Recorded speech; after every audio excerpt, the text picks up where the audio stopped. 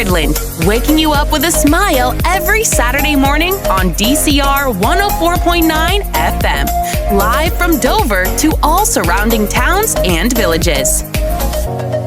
Mark has a guest in the studio with him. Wonder who it can be and what are they going to talk about? Yes, right now. Do you now. want to ask them a question? Text or WhatsApp the studio now on 07525 636 560. I always forget that she gives out the number afterwards. I always do it every single time. So, I'm going to say, hello, Karl. How are you today? Hello, Mark. I am fine, thank you. Good. So it's good to have you in at last. I mean, we've been talking about getting you onto here for a little while because of what you're involved in. So, yes. So we've known each other several months because of what you're involved in. Yeah. So I've been working on a project called Curating Visibility over at Dover Museum, which aims to get deaf, disabled and neurodivergent people working in museums, exploring disability history and heritage within those museums' collections. And you've been involved in that as well, haven't you? I have, yes. Yeah, so tell us more about about how you got involved in it all then and what you've been up to. So I actually came into the heritage sector through the previous programme run by the same group, Accentuate, called Curating for Change, which was much the same thing, only with more traditional museum exhibitions. With Curating Visibility, there is a huge focus on the digital side of things, of producing a digital intervention. And so we have an incredible and accessible VR piece in Dover Museum right now that is possibly a first of its kind as a blind and visually impaired, publicly available virtual reality piece. Yeah, I mean, what you've done down there is just amazing. And I mean, why Dover Museum in particular? For me, I'm local, so as soon as I saw the opportunity there, I was born in the Buckland Hospital like a lot of people around here. Same here. And I live over in Folkestone. I've lived over there all my life. The sort of local history and heritage is very important to me and something I'm proud of. Big museums in London tend to get a lot of these cool projects. So to put my effort and energy into something over in Dover Museum was a huge point of pride. And it was just, identified as an area that could really use a little boost in that sense. Yeah, you said about this project bringing in people with, let's say, I don't know if the term differently abled is I don't know what the word is nowadays. What is the word? We just say disabled. Just disabled. Yeah, I mean, different people have different terms. Exactly. Everyone seems to class themselves as something different now. So you said there's various different people that are involved in this. So. How do you identify, shall we say?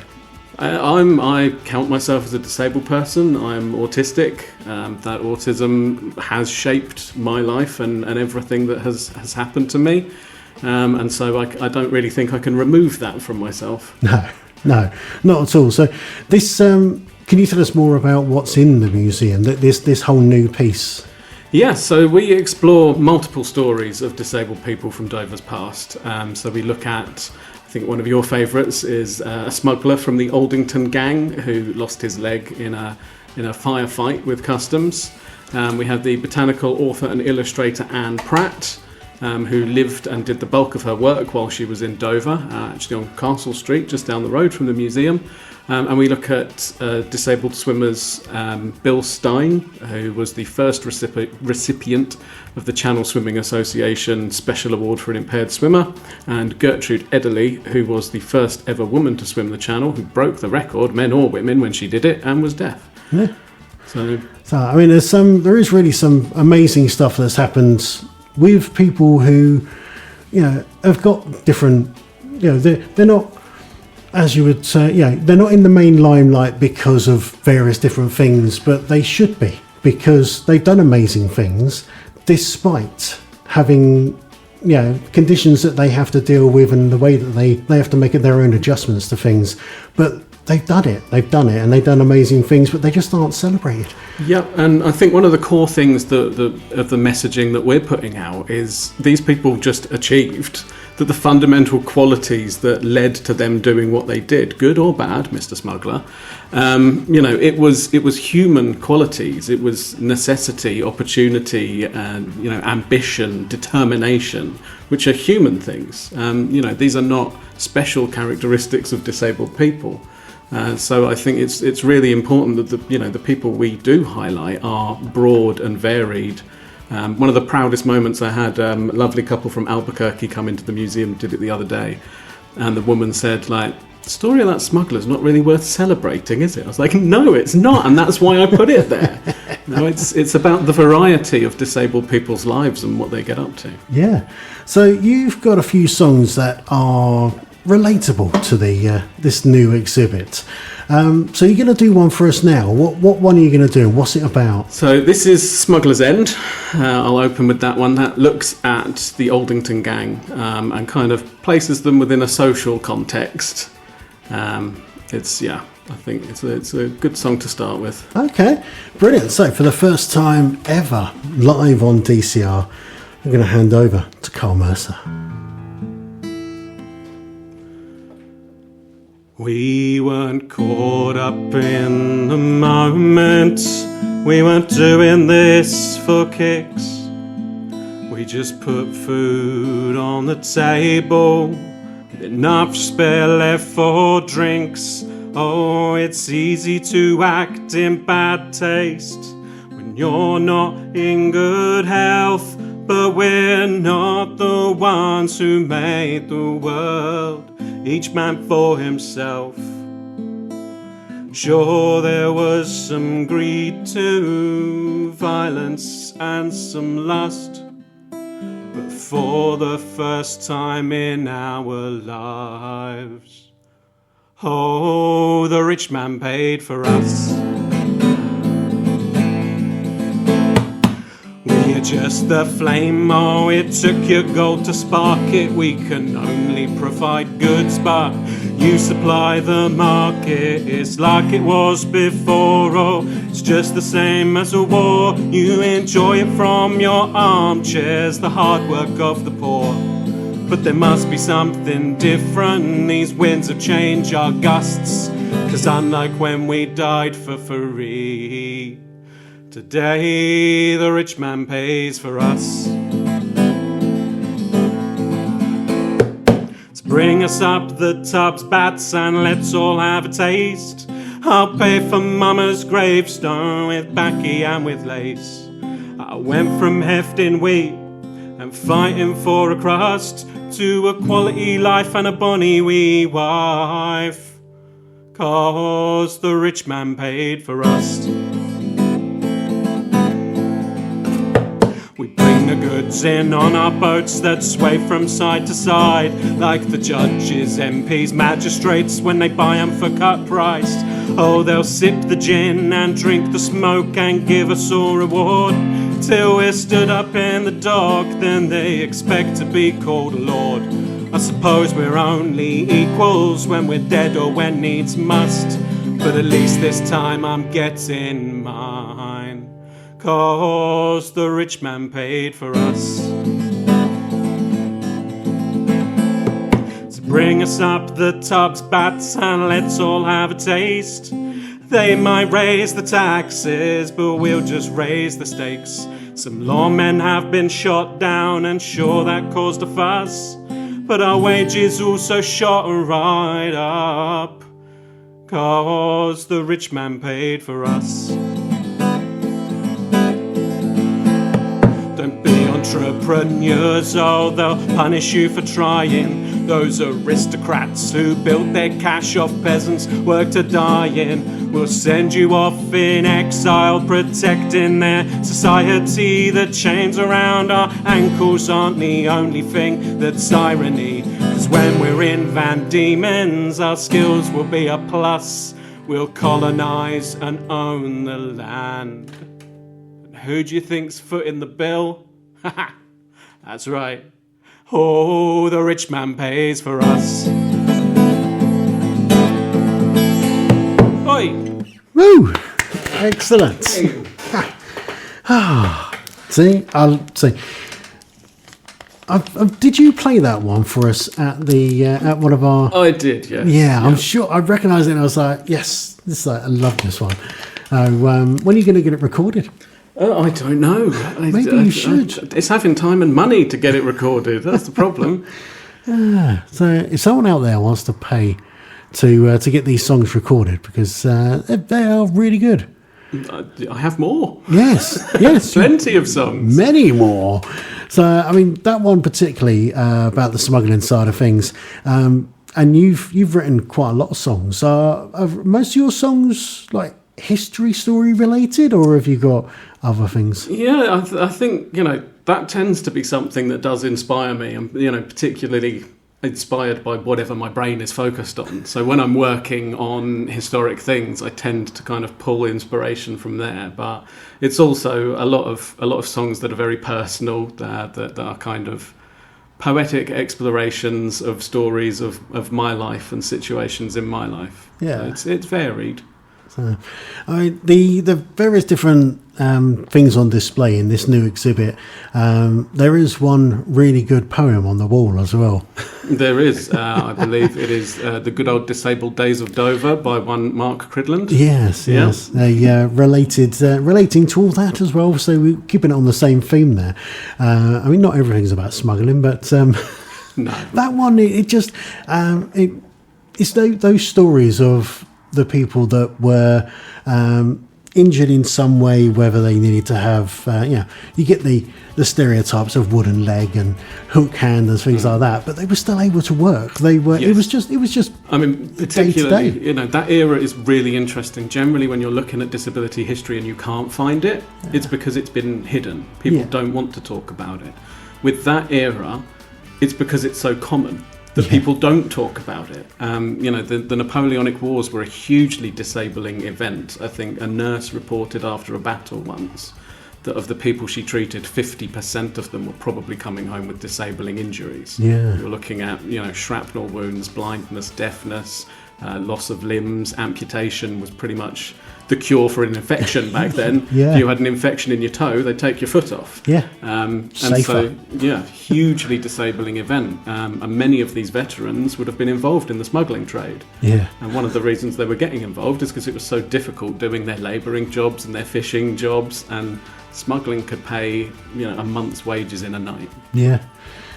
So, but I mean, it's not all about that. There's plenty of other things down there that, with the groups that we had leading up to this, it was very well organised, I'll say, because there was for this one, there was two different groups, weren't there, that were kept completely separate so that nobody discussed ideas, so that everyone brought something different to the table, which is culminated in what's on display now. And of course, your VR experience as well. Do you want to tell people more about this VR experience? Yeah, so there is a whole theme to the gallery, which is that this is kind of an immersive experience. You're in the near future. Culture wars got very real, and all of our objects and artifacts got destroyed in that conflict or taken into private collections. As a result, the only things that are left behind are the things that weren't valued, which is disability objects and sort of objects related to minority stories, which is reflective of collections in museums. And so in the VR piece, you are playing the courier of these objects, bringing them back to Dover, making sure that they can get put in the display that you walk through before you get there. And you get to kind of look at the stories before they've been put on display and figure out what you value and why you value it. And what would you do with those objects? Are you a preserver? Are you, out of the goodness of your heart, going to give those objects to the public, or are you out for money? Are you the smuggler? Are you looking to get what's yours? Yeah, I mean, the whole thing is designed from start to finish to be as inclusive as possible, because there's that short video at the start before you go in to the exhibit as well. Do you want to, without giving away too many spoilers, give a bit of information about it? Yeah, so we have a video that kind of introduces the concept with a gentleman called Professor Drielman speaking, and I don't remember who does his voice, but perhaps it might have been me. One of the things that we've incorporated in all of the video content and the VR itself is audio description within the script, so that blind and visually impaired users can get an equivalent experience. It's also all subtitled and BSL interpreted. BSL interpretation for the VR is done on a video separately, but that is available as well. But it's building layers of accessibility. And what I kind of have been amazed by in this process with digital creativity is the barriers are entirely down to forethought. And finding creative ways to use the technology to overcome that barrier. Like, it's all there, it's all built in, you just have to know how to use it. I mean, the actual VR experience itself is really good. I mean, you've got all the tactile functions as well as the different sounds. The only thing you're missing is the smells. Yes. So initially I did consider what we could do. Do you know how many sea-scented sort of plug-ins or stick-based air fresheners there are in the UK? I don't know, really. None. Oh, really? Yeah. I really struggle to find one. Shower gels, a ton of them, but actual sort of room fragrances. But then you would have to consider two things, which is olfactory sensitivity for neurodivergent people. Yeah. Particular smells might be unpleasant, but also volatile chemicals within a museum was a large consideration. We can't really have anything in there that might disrupt the objects or cause them any harm. Yeah, I mean, but apart from missing the smells, everything is there that you could possibly think of to be. You've tried to make it as inclusive as possible, and I can't think, apart from the smell side of thing, I can't think of anything else that's missing. You really have included everything in there. Thank you. I appreciate that. It was a lot of hard work. Yeah. A lot of hard work to get it to that point. Yeah, I mean, several months. And one thing I like about, because we popped down last Friday, because the exhibit opens on what date was it that actually opened? So it was on the Monday before you... What day was that? I can't remember. That 20th? 20th. 20th. So the 20th of October when it opened. We popped down on the Friday just because I had the day off. And I thought, I want to go and see exactly what's happened in here. Because for the launch thing that we had, I was working during the day, so I couldn't go to the bit of the museum. I went to the main party, but not the bit of the museum, unfortunately. So I missed out on that. So I thought, well, we've got to go and have a look. And it was quite nice. As soon as you walk there, my name's on the wall. And it's like, oh, look at that. Yeah. I'm famous, Mum. I mean, I personally, and as a project, we believe in giving credit where credit's due. It's very nice to put on an exhibition where my name is crowded out by everyone else's who was involved. Yeah, I mean, you are there in the top. I mean, you've been on all the news things and everything so far. I keep seeing you pop up on news articles. Do you? Yeah. Forward them to me. Yeah. Crime Watch. There's a few bits I've seen around, which is good. Stealing people's hearts. Mark, yeah, that's all it is. Right, we are running short on time, so should we move on with your next song? Yeah. What is it? What's it about? So this song is called Sweet Anne, and this is another one related to what we have in the exhibition, and it's about Anne Pratt. So she was a botanical author illustrator based in Dover, and she had a full and long career and then got married at 60 years old. And I was kind of inspired to write a sort of love song along the lines, sort of looking at that story. Brilliant. Right, so once again, Mr. Karl Mercer, live on DCR. Over to you.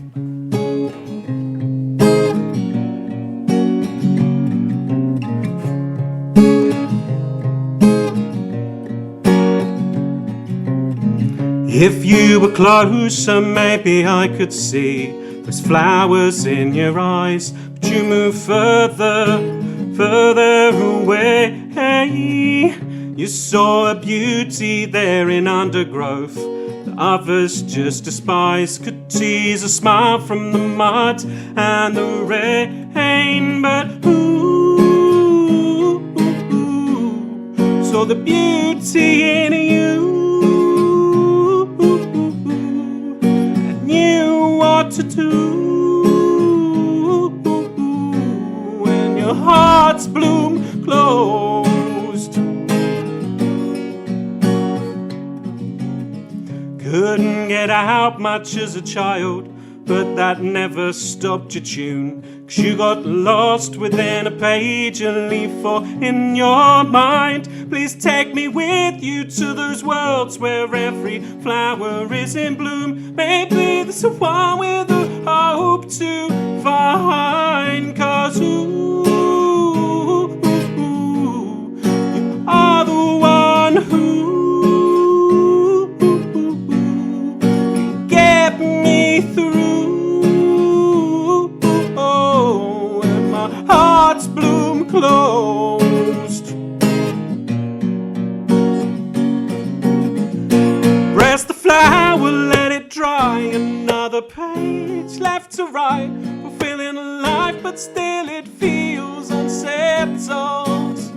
Another book, the cover won't dry out in another fall.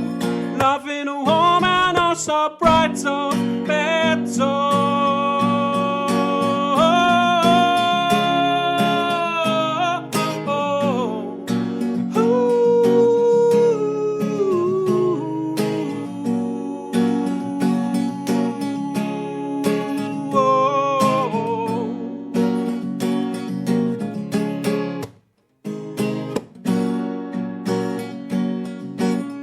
Your job is done, now you can go and rest within your grove. We'll put a crown of daisies on our heads. We'll tie a knot in ivy rope and draw our day down to a close. Go and lay down in a flower bed.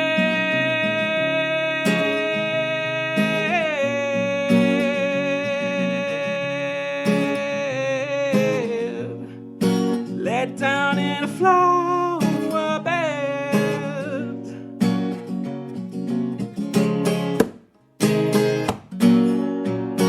Because of you are the one who get me through, and my heart's bloom closed. Because of you, you are the one who can get me through. Oh, oh, oh, and my heart's bloom closed. Because of you, you are the one who can get me through, and my heart's bloom closed.